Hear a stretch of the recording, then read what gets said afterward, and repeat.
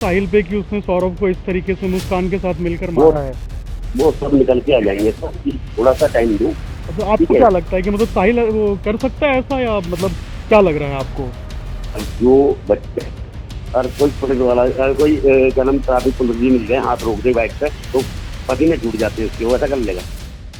ये मेरठ के सौरभ राजपूत हत्याकांड में शामिल साहिल के पिता हैं। साहिल के पिता का ऐसा मानना है कि साहिल ऐसा नहीं कर सकता है। इसके साथ ही साहिल के पिता कह रहे हैं कि उन्हें ऐसा लगता है कि साहिल को इस मामले में फंसाया जा रहा है। बता दें कि मेरठ में मुस्कान रस्तोगी ने अपने प्रेमी साहिल के साथ मिलकर अपने पति सौरभ राजपूत की जघन्य तरीके से हत्या कर दी थी।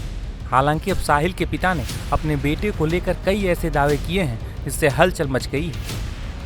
अच्छा सर, तो बस वही जानना था सर, आप चूंकि पिता हैं, ज्यादा हमें हाँ जी, बातचीत करनी नहीं थी कि अभी हाँ जो जी, हाँ जी। घटना हुई है इसके बाद आप क्या कहेंगे, क्या चाहते हैं बस। अब देखो, अभी अब मैं आपकी न्यूज सही, सबकी न्यूज पढ़ रहा हूँ, मुझे नहीं मालूम मतलब क्या हुआ। ठीक है। जी जी जी। तो ये नहीं देख रहा हूँ। नहीं, बस ये जानना था कि क्या साहिल पहले से तंत्र मंत्र में विश्वास करता था क्या, मतलब पहले से ऐसा था क्या? मैंने ऐसा कुछ भी नहीं था। जी। ठीक है। ऐसा कुछ नहीं था। तो ये जो तो घर में अब पेंटिंग मिली है वो तंत्र मंत्र जैसा दिख रहा है। ऐसा है, राम जी की फोटो, शंकर भगवान की, और मेरा घर में जो भी करता हूँ लगा लूँ, उसमें क्या है, मेरे अच्छी लग रही है, ये लगा लूंगा। जी तो उसमें क्या, उसमें कोई ऐसी बात तो है नहीं। जी जी जी। और जो आरोप लग रहे हैं साहिल पे कि उसने सौरभ को इस तरीके से मुस्कान के साथ मिलकर वो मारा है। वो सब निकल के आ जाएंगे सर, थोड़ा सा टाइम दो। तो ठीक आपको है। क्या लगता है कि मतलब साहिल वो कर सकता है ऐसा, या मतलब क्या लग रहा है आपको? अब जो बच्चे, अगर कोई पुलिस वाला, अगर कोई क्या नाम ट्रैफिक पुलिस भी मिल जाए, हाथ रोक दे बाइक पे, तो पसीने छूट जाते हैं उसके, वो ऐसा कर लेगा। अच्छा, तो आपको लगता है कि साहिल को फंसाया जा रहा है? मुझे तो सर प्योर 100% यही डाउट है, क्योंकि वो अब बेटी भी चली गई, बेटी भी रहती थी वहाँ पे, वो भी जॉब लगी, इसलिए चलेगी बाहर। अब जी ये रह गया अकेला, तो इसे जी जी जी। दिमाग इसका खराब किया गया है, बुला बुला के कुछ। ओके। अच्छा, हाँ, ये वो मेरी ये बेटी कह भी। रही, मैं जानता हूँ, मैं बात कर जी। चैनल बात। अच्छा, और ठीक है। ये भी सर कहा जा रहा था कि नशा वशा करता था साहिल, ऐसा भी था क्या कुछ? कुछ नशा नहीं, मैं दरअसल मुस्कान रस्तोगी और साहिल दोनों ही नशे के आदी हैं। बताया जा रहा है कि जेल में पहुंचते ही दोनों नई डिमांड कर रहे थे। पहले दोनों ने एक साथ जेल में रहने की बात कही थी, जिसे जेल प्रशासन ने ठुकरा दिया था, क्योंकि जेल में पुरुष और महिला कैदियों के अलग अलग बैरक होते हैं। बताया जा रहा है कि दोनों 24 घंटे नशे में रहते थे। हालांकि जेल में जब नशे की तलब लगी तो दोनों बेचैन हो उठे।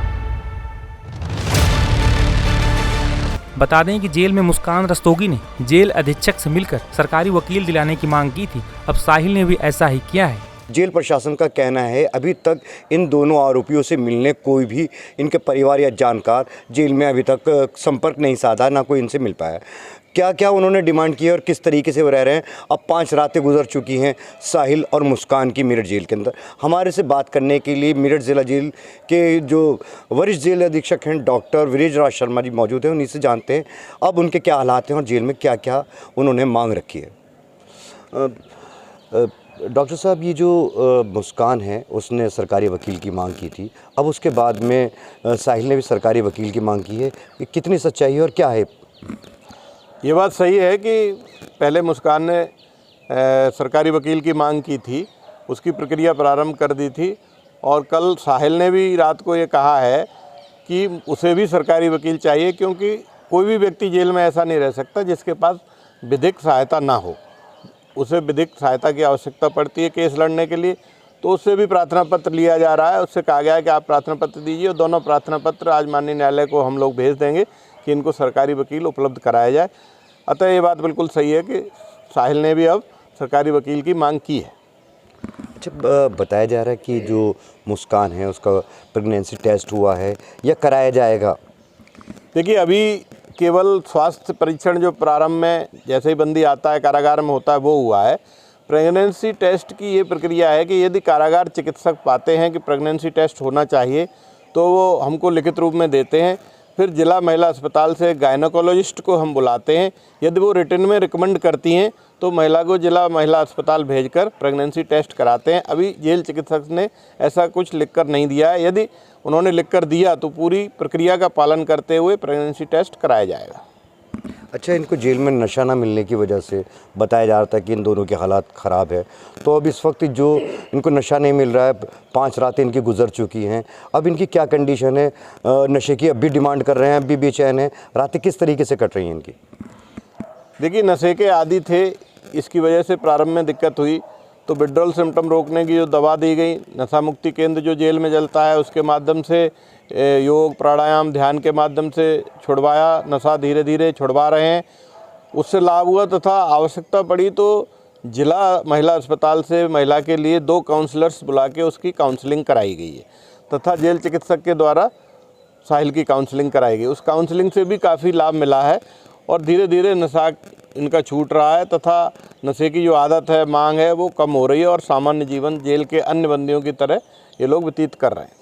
अच्छा, जेल के अंदर जो इस बैरक के अंदर रह रहे हैं, उस बैरक के अंदर मुस्कान के साथ में कितनी महिला कैदी हैं और उनसे किस तरीके का व्यवहार है इस वक्त जो मुस्कान का है जेल के अंदर? मैं सिर्फ इतना कहना चाहूँगा, सुरक्षा की दृष्टि से कितने लोगों के साथ रह रही है बताना ठीक नहीं, मैं सिर्फ इतना कहना चाहूँगा कि वो नए बंदी जो रहते हैं महिला बैरक में उसी तरह रह रही है, सामान्य रूप से रह रही है, स्टाफ से और हमारी अन्य महिला बंदियों से बात भी कर रही है और किसी तरह की कोई समस्या नहीं। तथा ये कहा गया है और बंदियों से कि केस के बारे में और इस घटना के बारे में उससे सवाल जवाब न करें। अच्छा, जो ये सुनने में आया कि जो और अंदर महिला कैदी हैं उन्होंने इसके ऊपर कुछ हमला करने की कोशिश की जेल के अंदर, इसको सुरक्षा की दृष्टि से ख़ास ध्यान रखा जा रहा है, ऐसी कोई बात है क्या? नहीं, ऐसी कोई बात नहीं है, पूर्ण रूप से सुरक्षा में है और महिला बैरक या पुरुष बैरक में इस तरह के केस आते रहते हैं, इससे भी जघन्य केस वाले लोग भी रह रहे हैं। अतः बंदी आपस में अच्छा व्यवहार करते हैं, उनको नियमित रूप से संस्कार सिखाए जाते हैं, सुधार सिखाए जाते हैं। कोई अपने काम में लगा है, कोई शिक्षा में लगा है, कोई सफाई में लगा है, कोई खेती कर रहा है, तो अपने अपने काम में व्यस्त हैं तथा बड़े सौहार्दपूर्ण माहौल से जिला कारागार में रहते हैं। दरअसल मुस्कान रस्तोगी ने अपने प्रेमी साहिल के साथ मिलकर जिस तरह से अपने पति सौरभ राजपूत की हत्या की है, उसके बाद कई ऐसे सवाल हैं जो अब तक अनसुलझे हैं। जैसे सौरभ की हत्या के बाद उसके शरीर को 3 हिस्से में काटने के पीछे का असली मकसद क्या है? इस हत्याकांड के बाद से ही तंत्र मंत्र और काले जादू को लेकर भी कई दावे किए जा रहे हैं। 3 मार्च की रात सौरभ का कत्ल साहिल और मुस्कान इसी कमरे में करते हैं और उसके बाद लाश के टुकड़े किए जाते हैं। लाश के टुकड़े करने के बाद सिर और दोनों हाथ को एक बैग में रखकर ठीक यहीं से साहिल और मुस्कान जो हैं वो यहां से निकलते हैं और यहां से चंद कदमों की दूरी पर साहिल के घर पर जाते हैं, जहां ये काफी समय तक रुकते हैं। ऐसे में अब इस वारदात के बाद कई एंगल सामने आ रहे हैं, जिसमें से ब्लैक मैजिक का एक एंगल जो है वो भी सामने आ रहा है और इसके पीछे की जो वजह है वो साफ तौर पर जिस तरीके से इस पूरी वारदात को अंजाम देने के लिए न सिर्फ मुस्कान जो है इसका पूरा ताना बाना बुनती है, वो साहिल को ये बताती है कि उसकी मरी हुई माँ उसके सपनों में आती है। वो बाकायदा स्नैपचैट पर उसकी मरी हुई माँ के नाम पर एक फेक आईडी क्रिएट करती है और उसे कहती है कि उसकी मरी हुई माँ संकेत दे रही हैं वध करने का, वो भी किसका? उसके पति सौरभ का। इतना ही नहीं, शरीर के 3 हिस्सों को ही यहाँ से ले जाना रात के वक्त। तस्वीरें हम आपको फिर से दिखाएंगे। वही कमरा, इसी कमरे में सबसे पहले सौरभ को खाने में नींद की दवा दी जाती है। जब वो बेहोश हो जाता है, सामने कमरे के अंदर बेड है, उसी जगह उसका कत्ल किया जाता है। बाकायदा सबसे पहले जैसे ही सौरभ बेहोश होता है, मुस्कान साहिल को फोन करती है, साहिल यहाँ पर आता है और उसके बाद सीने पर चाकू से वार किया जाता है, जिसमें मुस्कान जो है वो चाकू पकड़ती है और साहिल उसे प्रेस करता है। यानी इस तरीके से इस वारदात को अंजाम देना, उसके बाद शरीर के 3 हिस्सों को यहाँ से ले जाना रात के वक्त, ये अपने आप में सवाल खड़े करता है।